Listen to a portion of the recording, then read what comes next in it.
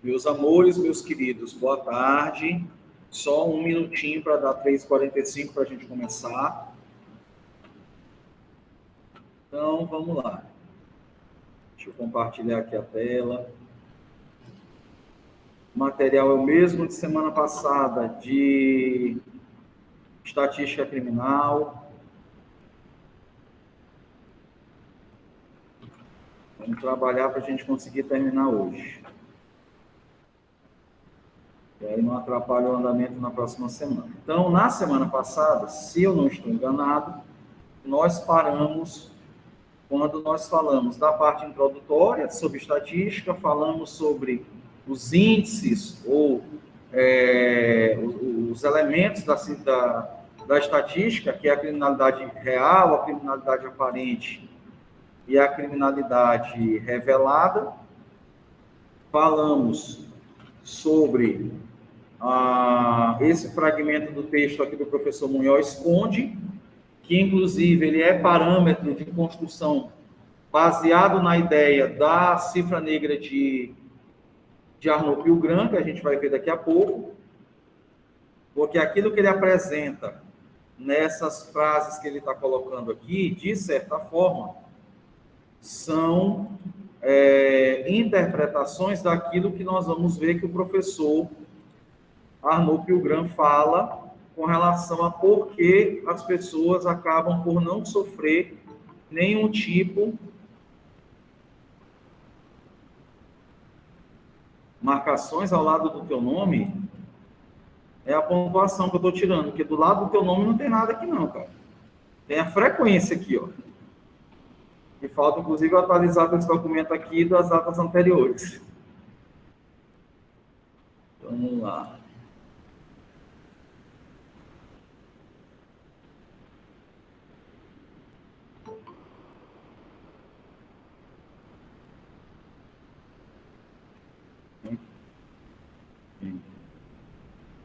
Pronto, vamos lá. Depois, quem entrar depois, eu atualizo depois a frequência. Então, vamos nessa. Então, nós vamos falar agora dessa parte aqui, desse fragmento do texto, que ela chama, ou ela diz, os dados mais relevantes sobre a cifra negra podem ser assim resumidos. Eu utilizo como expressão para essas 5 frases que ela apresenta aqui, como caracteres da cifra negra, ou seja, elementos de caracterização da cifra negra com relação àquilo que a gente pode observar da sua percepção, da sua, vamos dizer assim, da sua dinâmica dentro da sociedade. Por quê? Aqui ela vai nos apresentar a relação da cifra negra com a criminalidade real e com a criminalidade aparente, ao mesmo tempo em que ela vai dizer por que a cifra negra, ou quando que a cifra negra, ela pode sofrer flutuações ou variações em decorrência de determinadas circunstâncias. Então, a primeira coisa que ela nos coloca, ou melhor, que eu preciso lembrar para vocês é o que é cifra negra em homenagem a Maiani, matematicamente falando. Cifra negra é criminalidade real, que é o conjunto de todos os crimes, menos criminalidade aparente ou revelada, que são os crimes que são levados ao conhecimento da autoridade estatal. Então, o que sobra, ou seja, aquilo que não é comunicado às autoridades, contravenções, crimes, ilícitos penais de toda espécie, que ocorrem na sociedade, mas não são comunicados oficialmente ao Estado, são a cifra negra. Tá? Então, é isso que é cifra negra. Então, a primeira coisa que ela coloca é a criminalidade real é muito maior que aquela registrada oficialmente. Então, o que é que ela está dizendo? É sabido, pela estatística criminal, é sabido que o número de casos que são comunicados às autoridades de forma oficial são inversamente proporcionais à quantidade de crimes que acontecem. Ou seja, podemos dizer assim, de cada 10 crimes que acontecem, eu tenho lá o registro de 2, 3, oficialmente. Por quê? Nós temos um sistema jurídico penal que acaba por facilitar essa questão, por quê? Via de regra, o registro da ocorrência é feito presencialmente nas delegacias de polícia, muito embora em algumas circunstâncias eu possa fazer o registro de forma virtual pelo site, né, da Secretaria de Segurança. Mas a maioria dos delitos ou crimes que são registrados pelo Código Penal brasileiro e pela legislação extravagante, há necessidade de que eu vá até a delegacia para registrar a ocorrência.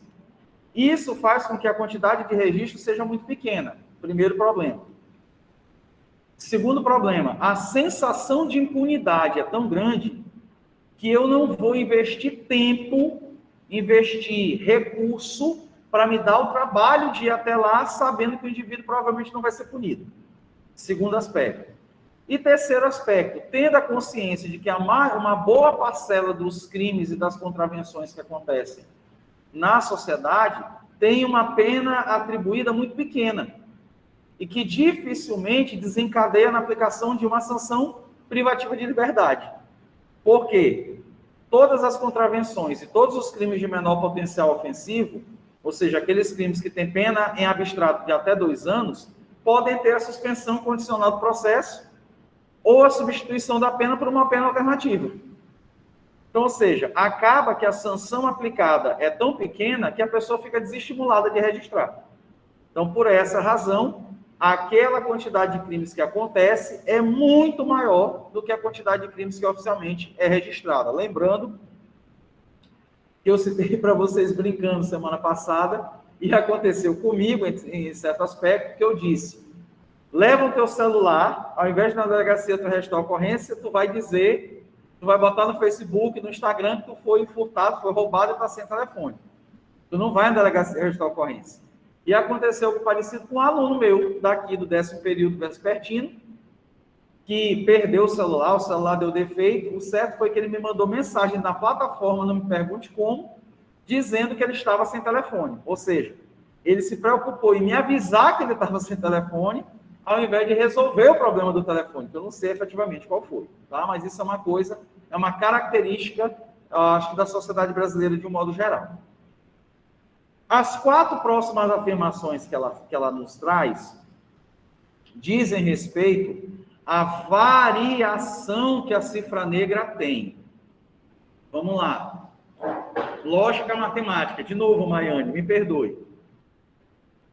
Quanto mais registro de ocorrências eu tenho, menor é a cifra negra. Vamos lá. A criminalidade real, ela é permanente, ela está sempre acontecendo. Então, o que vai fazer com que a cifra negra aumente ou diminua é a quantidade da criminalidade registrada. Então, quanto mais registros acontecem, menor é a cifra negra. Quanto menor é a quantidade de registros, maior é a cifra negra. Então, por que eu estou dizendo isso? Porque sempre que ela falar sobre essa variação, a gente precisa ter isso em mente. Então, ela vai colocar, ela vai dizer na primeira sentença: no âmbito da criminalidade menos grave, a cifra negra é maior do que no âmbito da criminalidade mais grave. Ou seja, nos crimes menos impactantes, menos gravosos, que trazem uma nocividade menor para a sociedade, a cifra negra é maior. Por quê? Porque a quantidade de pessoas que registram a ocorrência é menor. Vamos lá. Crimes contra o patrimônio. Crimes contra o patrimônio. Furto e roubo. Até mesmo nessa situação, presta atenção, se alguém leva a tua carteira, se alguém leva um objeto teu, tu tá, como eu já vi algumas vezes, tu tá andando de ônibus, tá com boné, bota a cabeça para fora, o cara vai, pula e leva teu boné embora. Tu não vai registrar a ocorrência porque levar teu boné. Agora, se levarem teu notebook, se levarem teu carro, se levarem algum objeto de maior valor, você vai registrar a ocorrência, porque você vai julgar que aquilo é um dano maior, mais grave, do que levar o teu boné, do que levar a tua carteira só com o cartão de transporte e a tua identidade. Outra situação, nos crimes de homicídio, em que um bem juridicamente tutelado é mais relevante, eu tenho uma cifra negra menor, porque eu tenho mais registro de homicídio, por ser mais grave, do que, por exemplo, de lesão corporal leve. O que é aquela lesão corporal leve? Vocês vão estudar isso em Direito Penal 3, próximo semestre, já, se não me falha a memória. Mas vamos lá. Lesão corporal leve é qualquer resultado visível na sua pele que decorra do emprego de força por outra pessoa. Então, ou seja, se eu te der um tapa de leve, mas eu te dei um tapa e ficou roxo, isso é lesão corporal leve. Por quê? Porque a tua pele, a tua integridade física foi lesada, ficou ali o hematoma. Isso é lesão corporal leve. Você jogando bola, tu sai com o tornozelo quase arrebentado, tu vai registrar ocorrência contra quem quase arrebentou o teu tornozelo? Não, não vai, porque tu julga naquele momento que isso aí foi besteira. Então, o que é que ela quer dizer? Nos crimes considerados de menor gravosidade, a cifra negra é maior, porque nesse caso as pessoas não registram ocorrência. Gente, isso acontece em toda e qualquer situação. Nos crimes contra a administração pública, por exemplo, o crime de falsificação de documento público e uso de documento falso. São duas condutas diferentes. O uso de documento falso pode ser qualquer documento que seja falso, não só público. Mas a falsificação de documento público, você pegou, você identificou que tem um documento público que foi falsificado, você vai lá e denuncia. Mas se for, alguém está usando, sei lá, uma falsa declaração acadêmica emitida por uma instituição privada, pode ser que você não comunique, porque isso é o problema da instituição. Não tem nada a ver com isso. Então, quanto menor a gravosidade, a intensidade, a lesividade do crime, maior é a cifra negra. Ponto. E aí eu quero deixar claro para que vocês não confundam, principalmente a segunda sentença com a terceira. Porque a terceira parece que é uma redundância, mas não é. A terceira, ela diz, a magnitude da cifra negra varia consideravelmente segundo o tipo de delito. Ou seja, ela não está falando mais do resultado, ou seja, da lesividade, da gravosidade, da consequência do delito. Ela está falando das diversas modalidades de crime que vocês vão estudar. Vocês vão estudar crimes contra a vida, crimes contra o patrimônio, crimes contra a liberdade sexual, crimes contra a administração pública. Isso é tipo. Isso é categoria de delito. Então, o que é que ela quer dizer? Por exemplo, eu tenho menos cifra negra nos crimes contra a vida do que eu tenho nos crimes contra a liberdade religiosa e o respeito aos mortos. Como assim, Alexander? Nos crimes contra a vida, homicídio, infanticídio, induzimento a suicídio, você vai ver que vão registrar ocorrência. Agora, perturbação de cerimônia religiosa, vilipêndio a cadáver, você quase não vê ninguém registrar. Se, por exemplo, deixa eu ver quem, eu não lembro de cabeça a cara de todos vocês, mas imaginemos aqui que o Paulo resolva pegar o carro dele, que metade do carro é só caixa de som, parar numa praça, na frente de uma igreja, e soltar o pancadão, na hora do culto ou na hora da missa. Paulo pode ser preso. Paulo pode ser preso. Por quê? Porque tem um crime falando sobre perturbação ou interrupção de cerimônia de celebração religiosa, alguma coisa assim. Está lá no Código Penal, vocês vão estudar. Dos crimes contra a liberdade religiosa. Professor, isso acontece o tempo todo lá perto de casa. Alguém liga para a polícia? Não.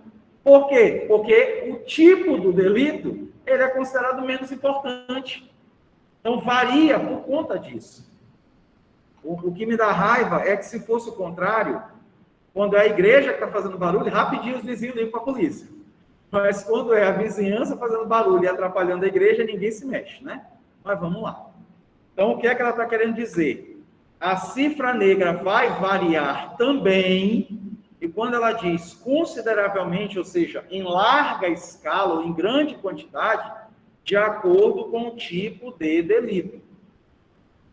Crimes contra a liberdade religiosa, crimes contra a administração, crimes contra a pessoa, crimes contra a propriedade e assim por diante. Então, a cifra negra também varia, levando-se em consideração o tipo do delito. Perfeito. Terceira frase. O texto não é meu, por isso eu não altero, mas na explicação eu ajusto. Então, vamos lá. Na delinquência juvenil, ocorre a maior porcentagem de crimes com a menor quantidade de pena. Vamos lá, vamos fazer agora os ajustes. O que é que ela quer falar com delinquência juvenil? O menor infrator, o adolescente infrator. É dessa pessoa que ela está falando. Ocorre a maior porcentagem de crimes. Aí vamos fazer a correção. Adolescente infrator, menor infrator, não pratica crime, pratica ato infracional. Então, a gente precisa entender o que ela está querendo dizer. Ela está querendo dizer que existe uma quantidade significativa de delitos, de ilícitos penais, que são praticados por adolescentes. Por quê? Porque tem a menor quantidade de sanção em sentido amplo ou de responsabilização, porque o adolescente infrator ele não sofre pena, ele sofre medida socioeducativa. Então, o que é que ela quer dizer com isso? Vamos entender. Imagina a seguinte situação, que eu acho que eu já citei para vocês.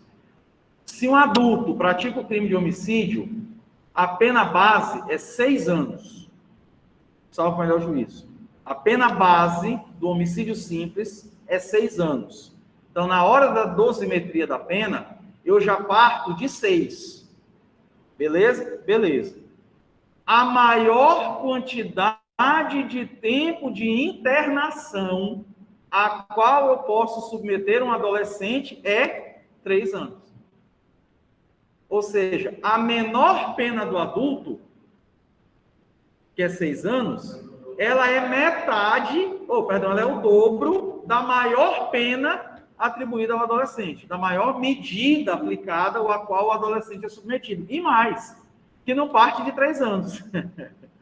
Você interna e você vai avaliando, e ele pode ficar internado até 3 anos. Não quer dizer que ele vai ficar 3 anos. Enquanto que, em regra, o adulto ele vai ser condenado, no mínimo, a 6. Olha a diferença. Então, ou seja, por conta disso, eu tenho uma incidência cada vez maior de adolescentes sendo envolvidos em práticas delitivas. Por quê? Porque, na dúvida, joga nas costas do de menor. Por quê? Porque, possivelmente, ele talvez nem venha a ser punido. Então, é isso que ela está querendo dizer. Que a cifra negra também acontece, por quê? Porque, em razão dessa circunstância, a pessoa também se sente desestimulada a comunicar a ocorrência do fato delitivo quando ela olha que ela foi vítima de um adolescente. Ela sabe que o adolescente não vai ser preso.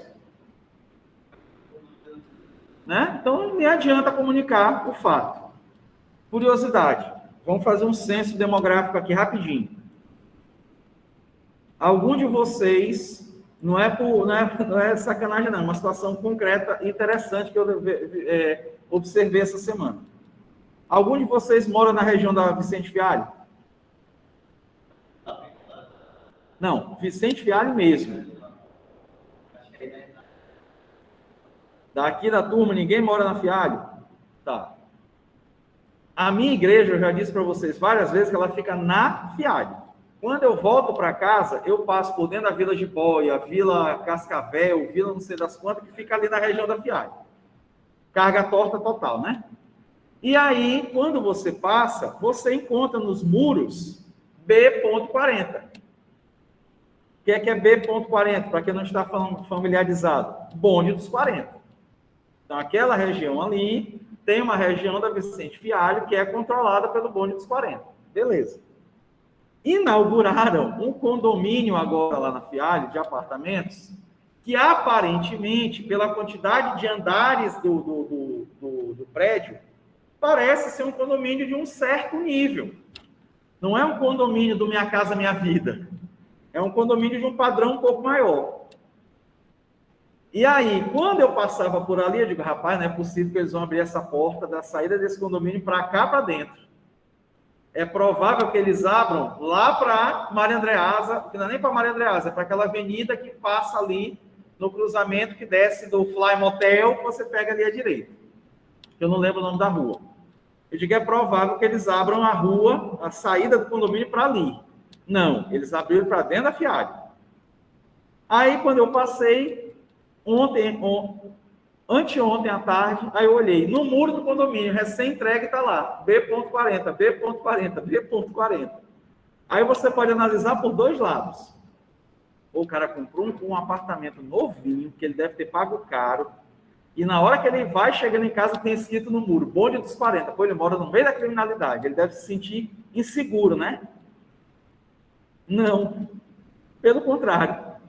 Porque, para ele, na atual circunstância da sociedade brasileira, ele está protegido. Por quê? Todos os criminosos do entorno não vão fazer nada com ele, porque eles não podem fazer nada contra as pessoas que moram no local que é controlado por aquela organização. Então, ou seja, a não ser que venha alguém de fora para invadir o apartamento do cara, o cara está protegido. Entenderam a inversão da coisa, como é que tem acontecido atualmente? Então, vamos lá. Todo mundo entendendo tudo, não está entendendo nada, mas vamos para frente. Última frase que ela nos apresenta, ela vai dizer o seguinte, que aí, meu irmão, todo mundo já conhece. A possibilidade de ser enquadrado na cifra negra depende da classe social a que pertence o delinquente.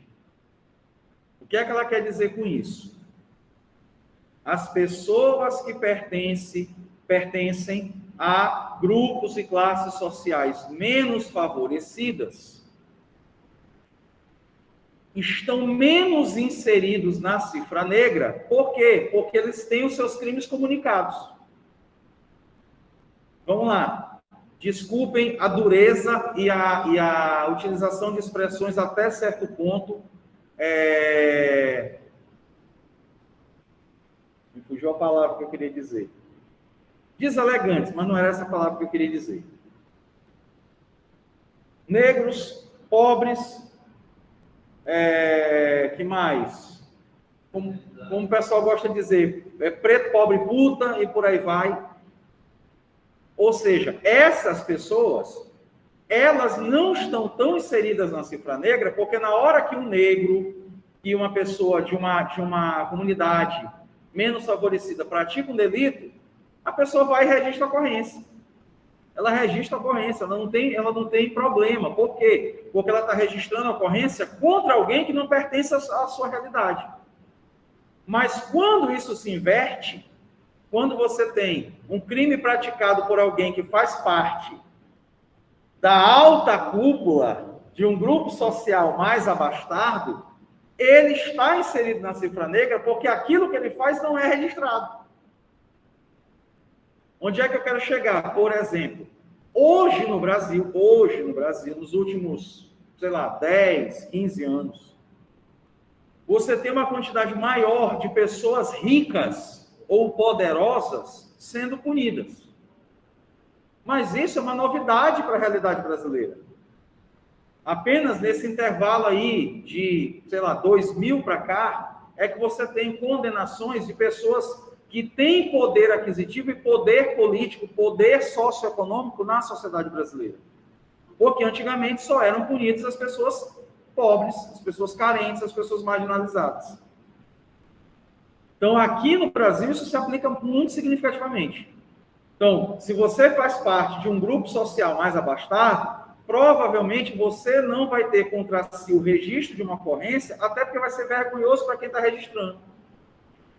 Vamos imaginar, Otávio, que é fazendeiro lá, rico da região do Médio Mearim, ele não vai querer denunciar um fazendeiro amigo dele, lá rico tanto quanto ele, que roubou cabeça de gado dele, porque vai pegar mal para ele também. Então, ou seja, nesse contexto, até parece, Otávio, nesse contexto, então, há também essa variação da cifra negra.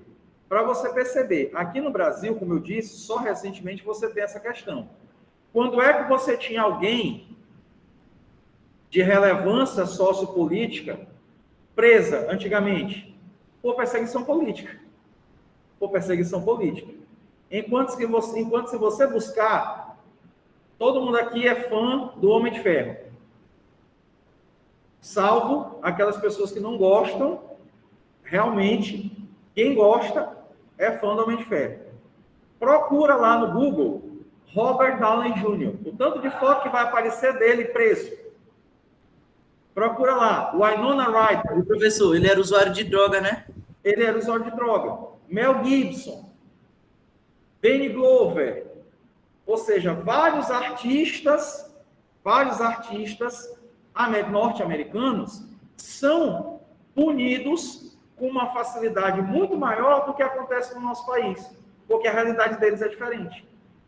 Alexandre, quer dizer então que lá não tem esse preconceito econômico? Não, tem, mas é muito menor do que acontece aqui no Brasil, tá? Então, ela apresenta para nós que todos esses fatores fazem com que a cifra negra seja maior ou menor. Segundo Arnaud Pilgram, a ocorrência da cifra negra e, por via de consequência da impunidade, resulta de um mecanismo de filtragem que envolve o legislador, as vítimas, as testemunhas, a polícia, o Ministério Público e os tribunais, aí você entendendo o Poder Judiciário, que elegem as ocorrências que devem ser definidas como crimes e as pessoas que devem ser identificadas como delinquentes e fazem com que o sistema penal se movimente apenas em determinados casos. Ou seja, Arnaud Pilgram vai nos apresentar os chamados filtros de Pilgram, que são 10 situações que fazem com que as condutas delitivas não sejam adequadamente punidas ou que haja impunidade porque não chega a ser punido, ou a punição é inadequada, ou não chega a ser investigado, ou seja, quais são os fatores que propiciam para que o autor do delito não seja punido. Então, é isso que Arnaud Pilgram apresenta, e a gente vai ver que nos filtros que ele apresenta, todos esses que ele citou fazem parte, legislador, vítima, testemunha, polícia, Ministério Público, tribunais, todos eles fazem parte, de alguma forma, para determinar quem pode ser punido, quais os fatos puníveis, quem pode ser punido e sobre quais circunstâncias. Por quê? Porque todos eles, de alguma forma, contribuem desde a elaboração da norma penal incriminadora. Por quê? Porque pelo direito penal brasileiro, não há crime sem lei anterior que o defina. Logo, a norma penal incriminadora é o primeiro problema. É o primeiro problema, tá? Então, vamos lá. Então, são 10 filtros que ele apresenta, a gente vai comentar de forma objetiva cada um deles. Então, vamos lá. Primeiro, filtro da criminalização primária, as falhas na legislação, ou seja, problemas no processo de formulação das normas penais incriminadoras. Aí ele vai apresentar 3 possibilidades, 3 situações em que pode se observar esse problema, ou seja, no momento de dizer o que é crime. Em especial, vocês já estudaram isso, eu acho que estão estudando agora em Direito Constitucional 2. A competência para a criação de regras de direito penal, ela é exclusiva do Congresso. Então, é só o Congresso Nacional que vai dizer o que é crime e o que não é crime. Tá?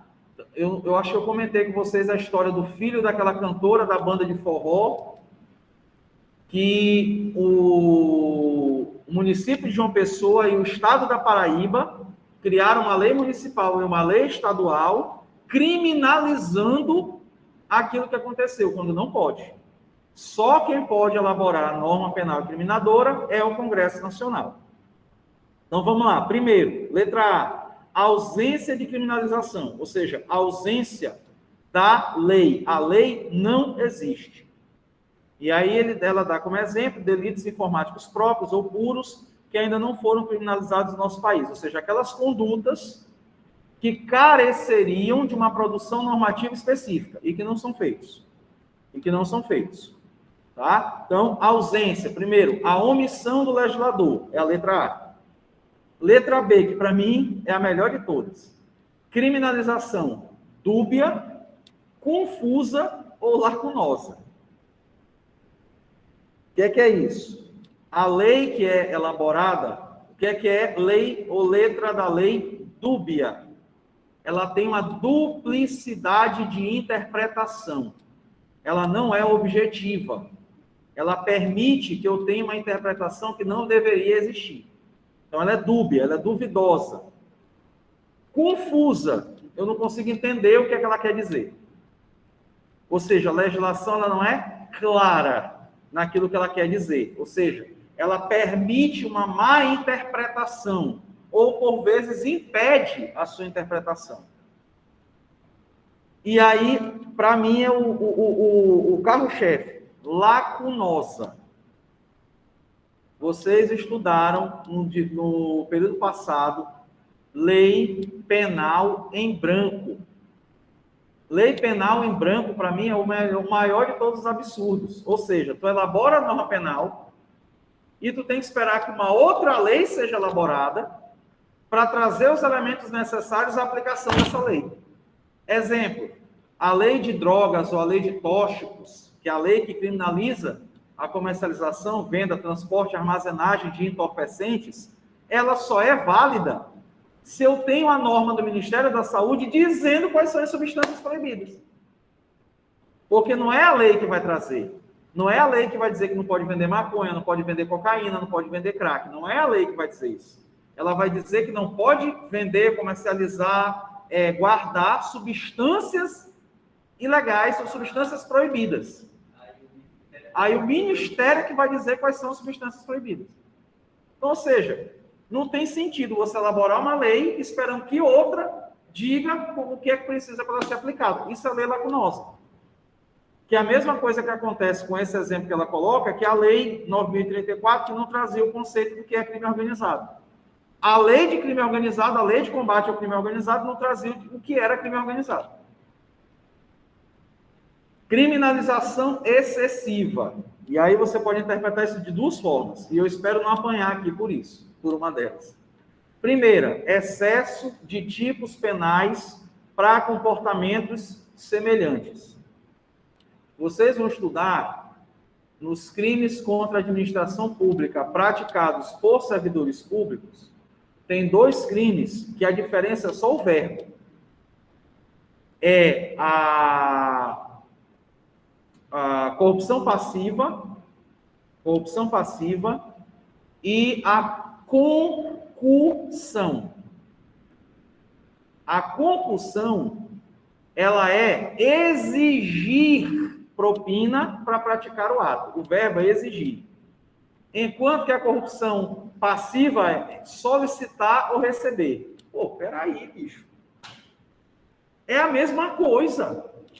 Tu quer atribuir um aumento de pena por aquele que exige, em detrimento de uma diminuição de pena daquele que solicita? Beleza, mas para que diabo que eu tenho dois artigos? Então, primeira hipótese de criminalização excessiva, tem muita lei sem necessidade. Diga.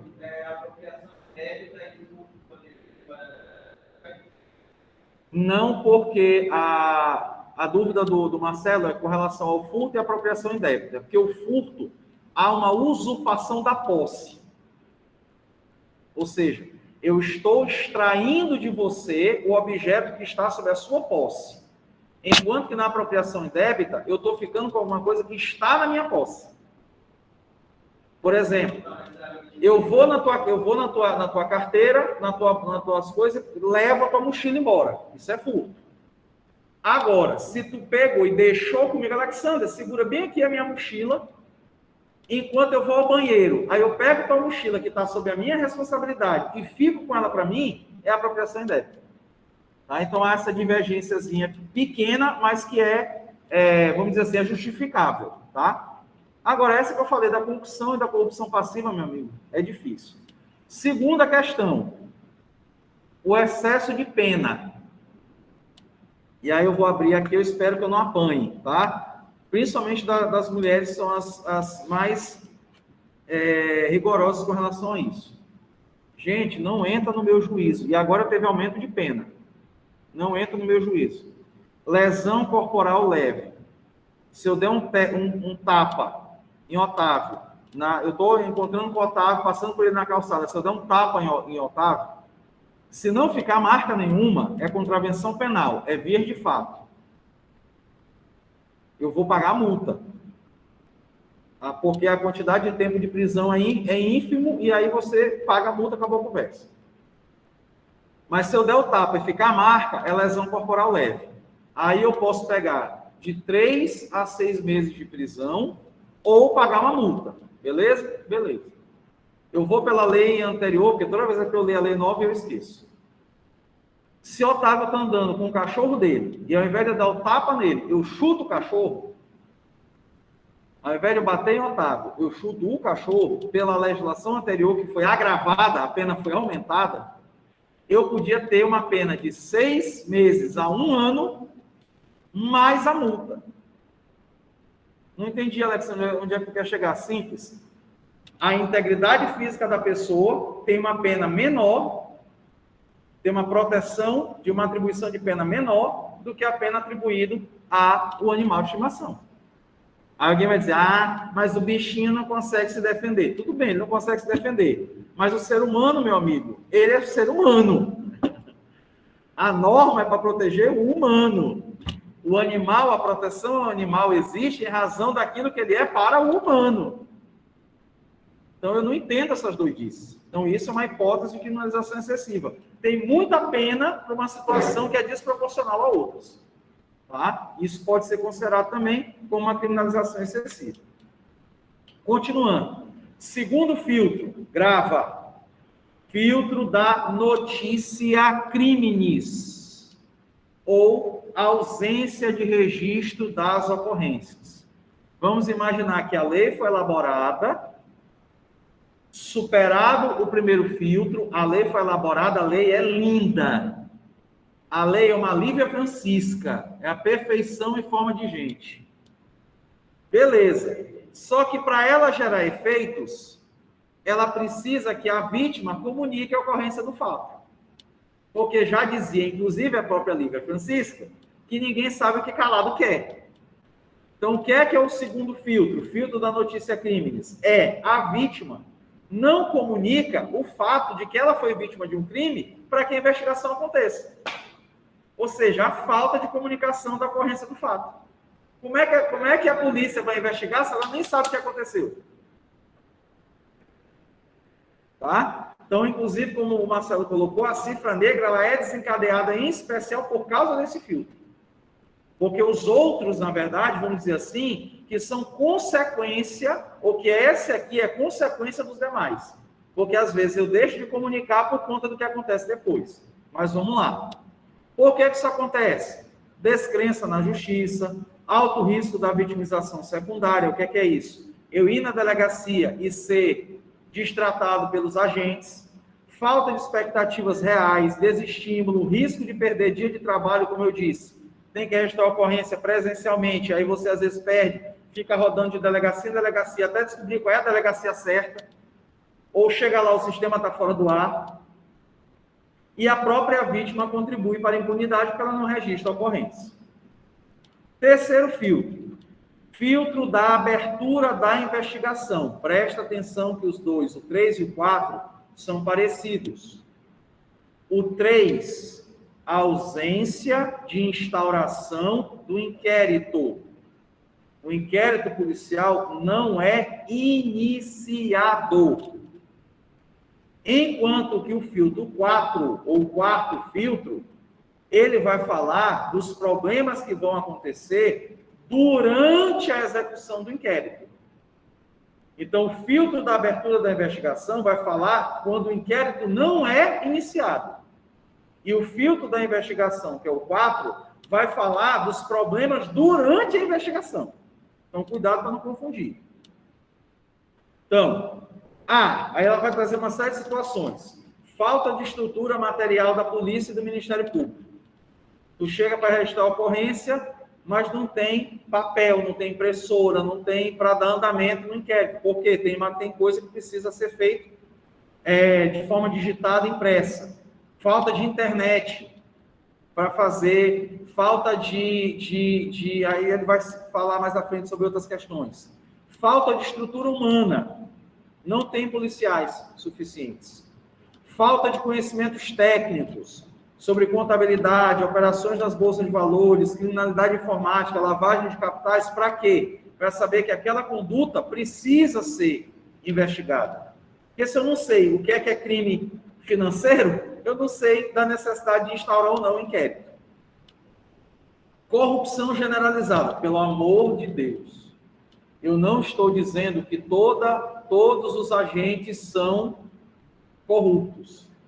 Corrupção generalizada não é que todos são corruptos. É que há corrupção em todas as organizações. Ou seja, tem corrupto na polícia, tem corrupto no Ministério Público, tem corrupto no Poder Judiciário, tem advogado corrupto, tem professor corrupto, tem aluno corrupto, tem corrupção em tudo. Não quer dizer que todos sejam corruptos, mas que a corrupção está inserida em todas as organizações. Desestímulo dos policiais, que ganham pouco. Infiltração criminosa de policiais no crime organizado, tropa de elite. Está aí para quem quiser entender. Falta de controle funcional da polícia, ou seja, o Ministério Público deixa de investigar, né, de fazer o controle externo da polícia. Professor, Oi. até no filme que você passou, o policial que precisava de dinheiro e começou a vender drogas, das drogas que eram apreendidas. Sim, no próprio Corajosa tem isso, que é a figura do Shane Fuller, salvo engano é isso o nome dele. Shane é o primeiro nome, não posso estar equivocado no sobrenome, de que ele começa a desviar as provas dos crimes que eles estavam investigando e começa a vender para ter dinheiro para ele. Isso é corrupção, isso é envolvimento da polícia, dos agentes públicos na criminalidade. Quarto filtro da investigação. Tá, beleza. A lei foi elaborada, superei o primeiro. O crime foi comunicado, superei o segundo. Dessa comunicação foi aberta o inquérito. Beleza. Só que o inquérito ele tem que trazer o quê? Autoria e materialidade delitiva. Todo inquérito, para ele chegar onde ele precisa chegar, ele tem que identificar quem é o autor e verificar que aquela conduta corresponde a um tipo penal. Então, uma vez que a investigação comece, ela tem que resultar nisso. Caso contrário, o inquérito não vai ser finalizado da forma correta. E ela vai apontar quais são os problemas nessa fase da investigação. Isso aqui é ótimo. As vítimas e as testemunhas, às vezes, não colaboram. Também conhecido como as vítimas e as testemunhas somem. Somem. Como assim? Tu vai lá, registra a ocorrência. Rapaz, levaram meu carro, me prenderam no porta-mala, tal, não sei o quê. Ah, tudo bem, nós prendemos o pessoal aqui. Tu pode vir reconhecer? Ah, eu não vou, não. Como é que vai punir o cara se tu não vai para reconhecer, para dizer que foi o cara que te prendeu no porta-mala do carro? Aí fica difícil. Falta de recursos técnicos. O que é falta de recurso técnico? Perícia. Perícia. Gente, CSI Las Vegas, CSI New York, CSI Miami, aquilo ali só é nos Estados Unidos. Nem nas forças mais, vamos dizer assim, mais preparadas aqui do Brasil, você chega próximo daquilo ali. Próximo daquilo ali. E o cara chega na gota de cuspe cristalizada como é, meu Deus? né, cristalizada no cristal de gelo, porque levou na noite anterior e foi armazenada na sola do pé do cachorro, da pata do cachorro. Ah, peraí. Aí também ali tem muita coisa que é exagero. Morosidade, cartorialização e burocratização do inquérito, ou seja, lentidão, burocracia. Vítimas e testemunhas são ameaçadas. Nos crimes funcionais, as investigações são corporativistas. Experimenta prender um advogado para ver se a OAB vai contribuir. Por quê? Porque, se prender o advogado, vai ter -1. Essa que vai ser uma má fama a mais para a corporação. Então, normalmente não tem essa cooperação. Nos crimes financeiros, a investigação é manipulada. Ou seja, documentos são omitidos, são desviados, aí envolve outras questões. Então, filtro da investigação, falhas durante o processo de apuração feita no inquérito. Beleza, não, o inquérito foi finalizado, tá bonito, tá lindo, e ele é direcionado ao Poder Judiciário, que eu falei para vocês na semana passada. Inquérito chegou na polícia, chegou no Poder Judiciário, vai para quem? Para o Ministério Público oferecer a denúncia.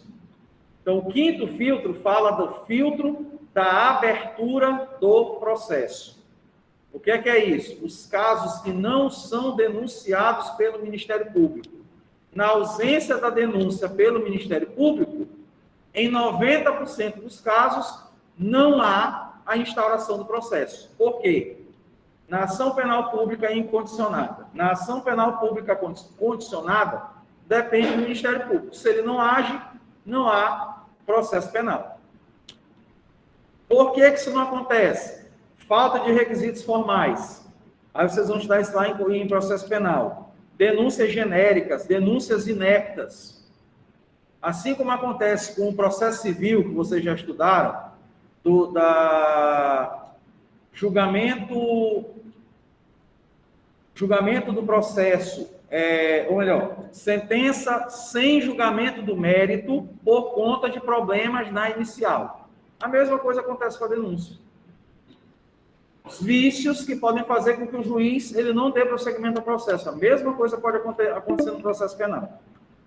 Engavetamento pelo Ministério Público, imunidades parlamentares do presidente da República, suspensão do processo e do curso prescricional, ou seja, todos os problemas, as mazelas que se observam na atuação do Ministério Público. Beleza, não, superamos tudo isso aí, a denúncia foi oferecida, o processo voltou para o Poder Judiciário para que haja a instrução processual.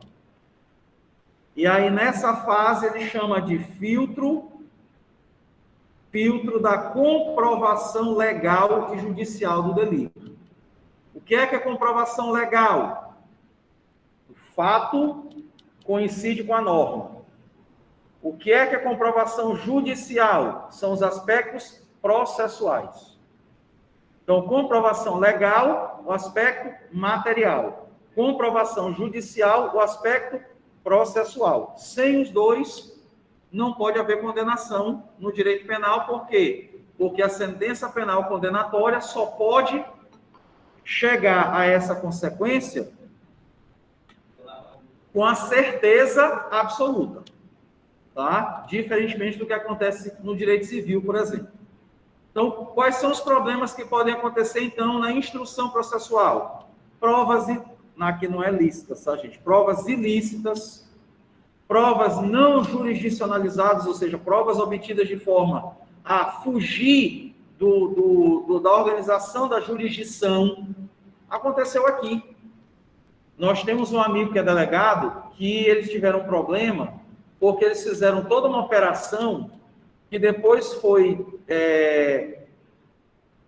arquivada pelo Poder Judiciário, porque, como os crimes começaram em outro estado, a apuração tinha começado por lá, e começou aqui. Então, ou seja, houve uma violação das regras de jurisdição. A própria questão do nulo da verdade, que nas partes e na jurisdição do Estado, não, teoricamente, não era para se lá em Fortaleza. Sim. A questão de você ter o grampo telefônico sendo autorizado por um estado para ser feito em outro. Também invade essa questão da jurisdição.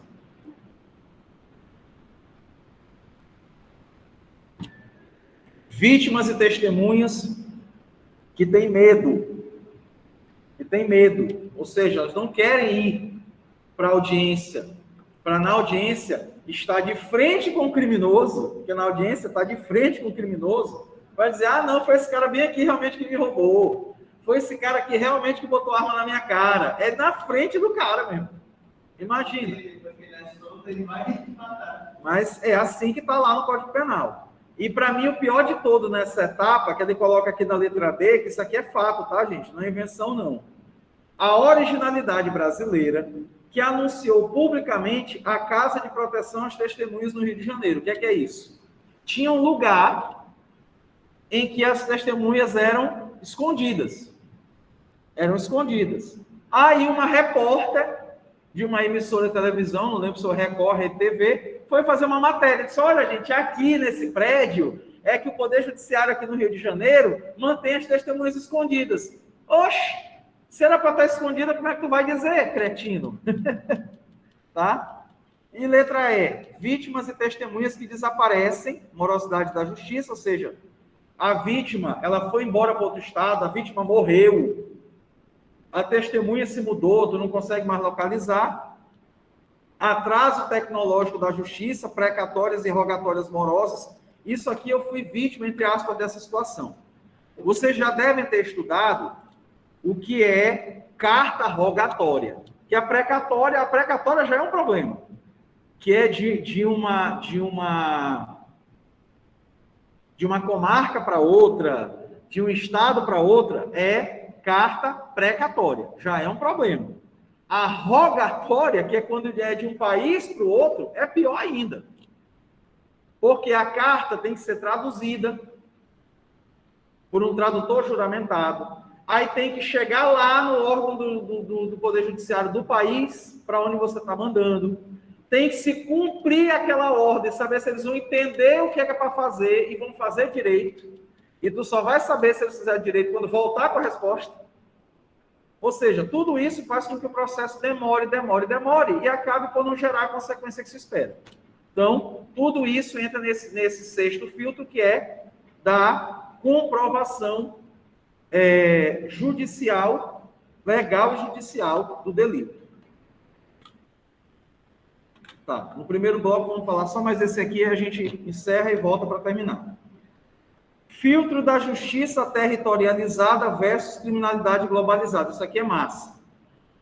Gente, o crime evoluiu. Hoje você tem organizações criminosas internacionais.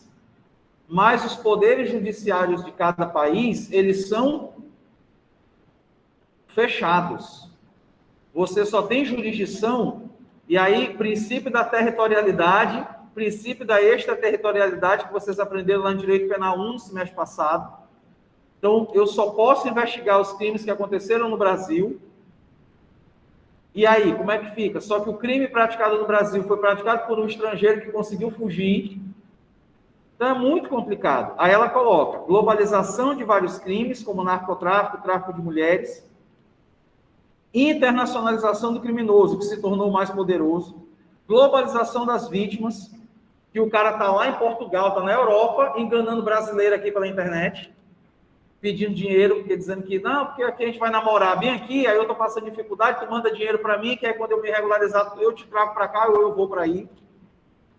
Globalização dos bens jurídicos, meio ambiente, que é o que a gente está passando, inclusive, com a questão da Amazônia atualmente, que o Brasil está sofrendo sérias perseguições por conta disso.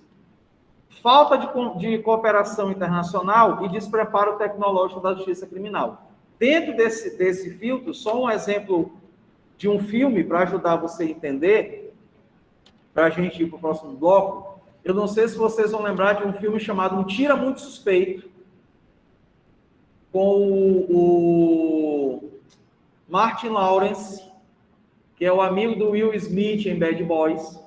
Ele faz o papel de um ladrão de joias, que ele rouba um diamante e esconde no prédio em construção. Aí ele é preso, e quando ele é solto, que ele vai atrás do diamante, o prédio que estava em construção era uma delegacia de polícia. Aí o que é que ele faz? Ele se finge de policial para poder entrar na delegacia e procurar o diamante. Aí, sintetizando a história. No final do filme, um comparsa dele, que vira o antagonista da história, quer roubar o diamante, ele vai atrás do cara, não sei o quê, o cara foge para o México, ele vai atrás. Aí lá no território do México, ele mata o cara, pega o diamante e volta. Quando ele chega na fronteira, um pouco antes dele atravessar a fronteira, o policial que virou parceiro dele diz: olha, fulano, você conseguiu pegar o diamante. Ele: fulano? Ele: sim, eu sei que você é o ladrão da joia, mas infelizmente eu não posso lhe prender. Aí ele fica: mas por que você não pode me prender? É porque você está fora da minha jurisdição. Tem uma linha branca no chão, o policial está do lado americano e o Martin Lawrence está do lado mexicano. Aí ele não pode esticar o braço e puxar ele para cá. Ou seja, isso é um exemplo singelo dessa questão da justiça territorializada versus criminalidade globalizada. O Estado está preso às suas regras, enquanto que a criminalidade não está respeitando limites, não está respeitando nada. Então, isso gera essa dificuldade. Se fosse no Brasil, isso nunca ia dar certo. O policial já ia começar sacando a arma para matar. Não, meu amigo, no Brasil o cara se atracava com o outro, trazia para cá, não tinha nem conversa. E todo mundo ia dizer: rapaz, ninguém viu, eu acho que ele tropeçou e caiu pro lado daqui. Mas vamos lá. Vamos interromper aqui essa chamada, falta 1 minuto, a gente volta para falar dos 3 últimos filmes.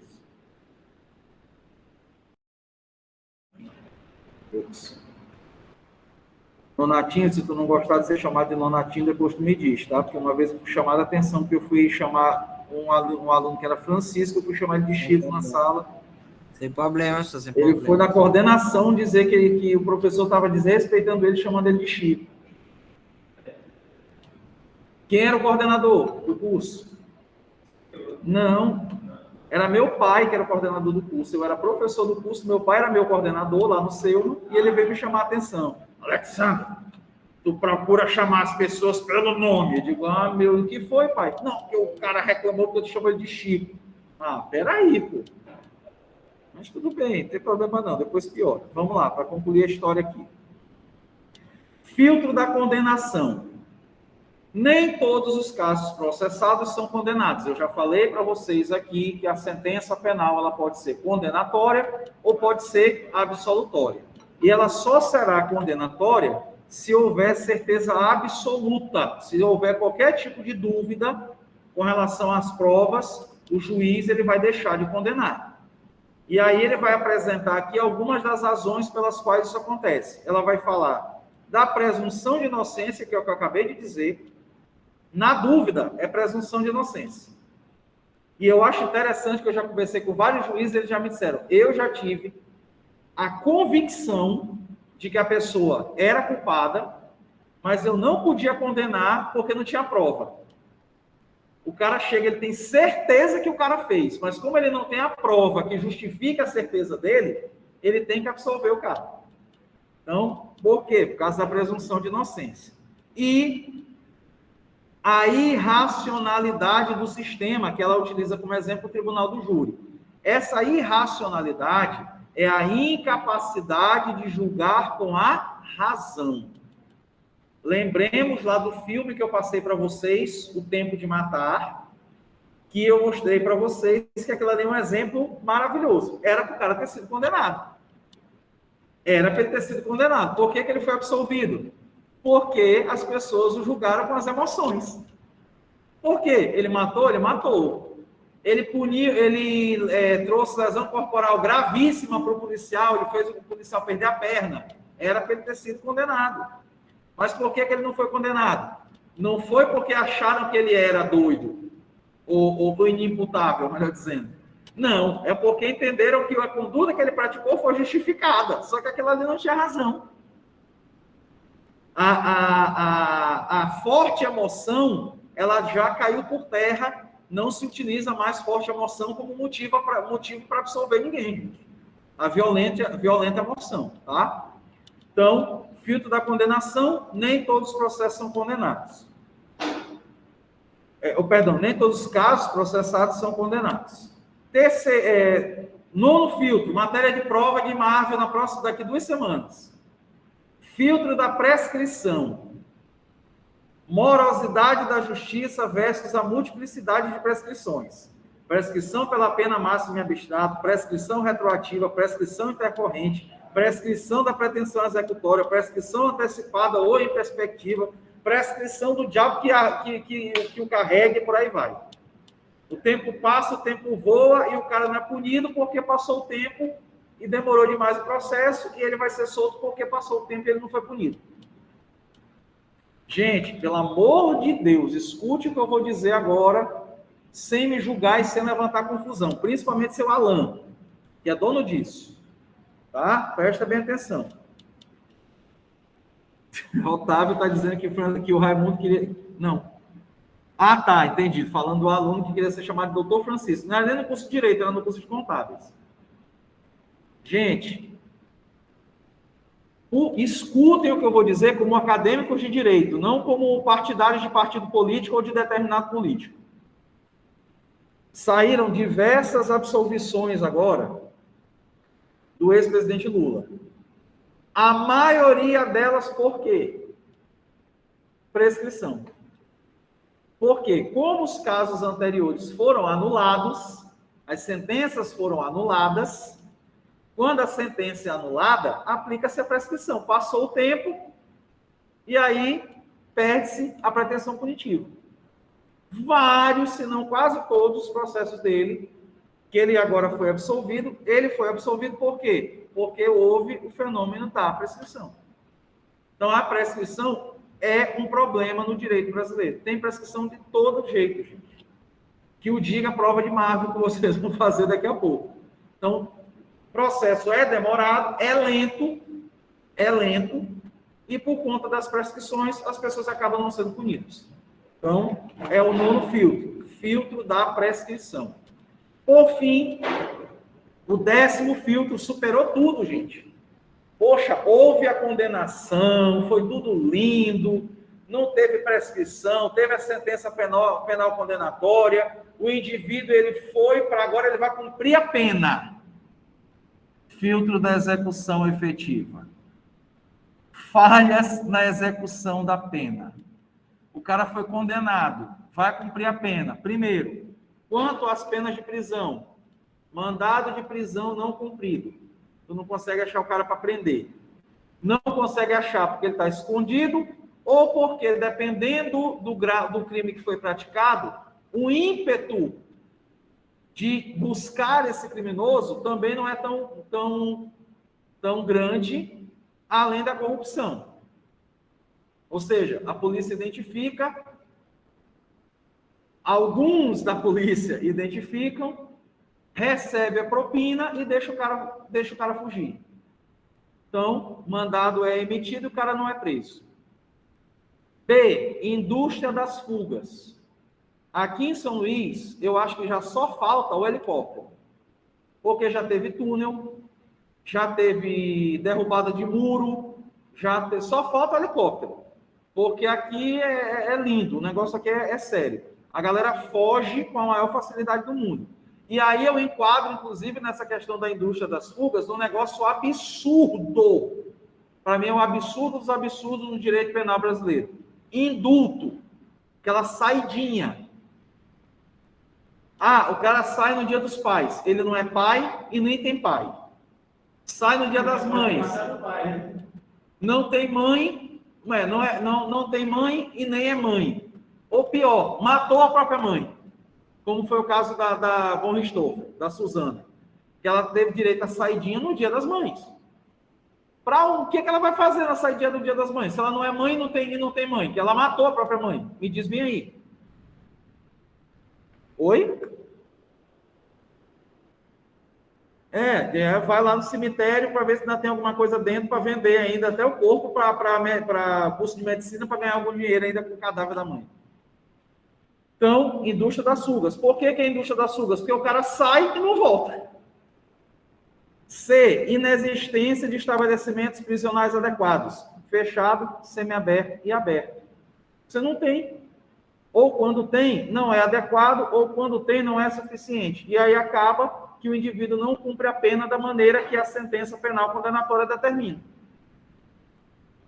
Um juiz que eu considero como amigo, foi meu professor, foi meu colega de trabalho no Selma, e uma vez sofreu uma sanção do Tribunal de Justiça por conta de uma situação envolvendo isso bem aqui, o doutor Roberto de Paula, quando ele era juiz em Bacabal, ele mandou alguns presos para casa, para cumprir prisão domiciliar. Por quê? Porque simplesmente na delegacia onde eles ficavam presos não tinha um mínimo de condição deles ficarem. E ele foi chamado a atenção por conta disso. Digo, é culpa do juiz se não tem estabelecimento prisional. Ele tem que pensar também no direito humano do preso. Então, quanto às penas alternativas, isso aqui foi matéria do Fantástico, uns 3 anos atrás. Inexistência de fiscalização, pena aplicada lá no processo no juizado especial criminal. O cara tem que prestar serviço comunitário. Quem é que vai ver se ele está prestando? Quem é que vai ver se ele está frequentando o AA? Se ele está frequentando lá o grupo de terapia de choque? Não, terapia de choque é o filme. Tratamento contra a raiva. Se ele está frequentando realmente psicólogo ou coisa do tipo. Descumprimento da transação penal. O que é a transação penal? É o acordo que é feito. O que é o acordo? Antes do oferecimento da denúncia, o autor do fato faz um acordo com o Ministério Público para suspender o andamento do processo, desde que ele cumpra determinadas coisas. Ele está cumprindo? Descumpre e fica por isso mesmo. E, por fim, individualização inadequada da pena. Gente, isso aqui para mim é um absurdo. Aí eu vou dar um exemplo. Eu, Alexander, deu tapa em Otávio, não foi que eu dei o tapa agora? Deu tapa em Otávio, foi lá para o juizado especial criminal, e aí, na pena alternativa lá que eu fui condenado, eu tinha que entregar, sei lá, 5 cestas básicas. Bicho, 5 cestas básicas para mim já é alguma coisa. Já é grana. Na cesta básica está quase R$60, dessa que você compra no supermercado. Então, para mim, já faz falta. Aí, eu não vou nem dizer novo para não gerar confusão. Um político qualquer dá o mesmo tapa em um colega e aí vai responder no juizado. Aí o cara é condenado a pagar as mesmas 5 cestas que eu iria pagar. Não tem sentido isso, gente. Ele vai rir dessa decisão. Porque para ele, 5 cestas básicas, ele gasta isso aí num vinho, no jantar que ele faz lá em Brasília. Eu acompanhei, tive a oportunidade de acompanhar o Dr. César numa viagem a Brasília, na última avaliação do curso de Direito, da renovação do reconhecimento do curso, e ele levou eu e Olavo em um dos restaurantes que ele ia na época de deputado federal. Logicamente que ele não gastou com nós dois o que ele gastava na época de deputado, mas eu vi o cardápio. Era um restaurante frequentado pelos políticos, e no dia nós encontramos, acho que 2 deputados federais e um senador jantando lá na hora. Meu amigo, tinha vinho que é de R$1.500, R$2.000 na carta de vinho. Pelo amor de Deus, gente. Tem professor que trabalha aqui um mês inteiro dando aula e não ganha isso. Então, mas vamos lá. Então, eu estou falando da desproporção. Na hora de determinar a sanção que vai ser aplicada, na hora de individualizar a pena, o negócio é mal feito. Fala. Eu acho que se encaixa nessa execução efetiva, porque no meu estado a gente mexe muito com fiscalização de mandado de prisão, de guia não distribuída de ajudar nos processos. Quando essas guias não são distribuídas para o sistema, o preso pode ser solto por descumprimento da execução formal dele. Sim. Então, a falha da lei de execução penal também entra nesse aspecto. O que Marcelo está colocando é que no estágio onde ele está atualmente, quando no sistema é necessário a inserção de alguma informação para o andamento da execução da pena, se não é feito, o cidadão ele pode ser solto por falha no cumprimento do que determina a lei de execução penal. É um exemplo disso, gente. E outra que ela não coloca, mas que aqui no Maranhão é muito comum e vocês sabem disso. O excesso do cumprimento da pena. O cara é para cumprir 5 anos, aí você vai ver, vai fazer um mutirão carcerário, quando vai ver, o cara já está 12 anos em Pedrinhos. Por quê? Isso também é um problema na execução efetiva da pena, porque ele está mais tempo preso do que ele deveria.